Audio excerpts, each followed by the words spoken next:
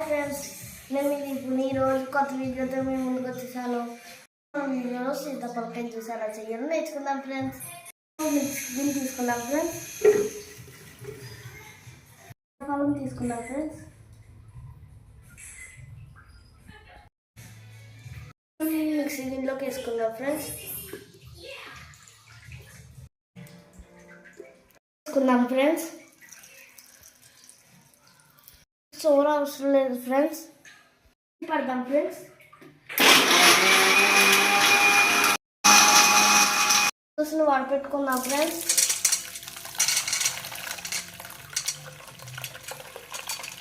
గ్లాస్లోకి వేసుకుందాం friends. Mix చేసుకుందాం friends. Super friends. మీరు కూడా ట్రై చేసి కామెంట్ చేయండి ఫ్రెండ్స్.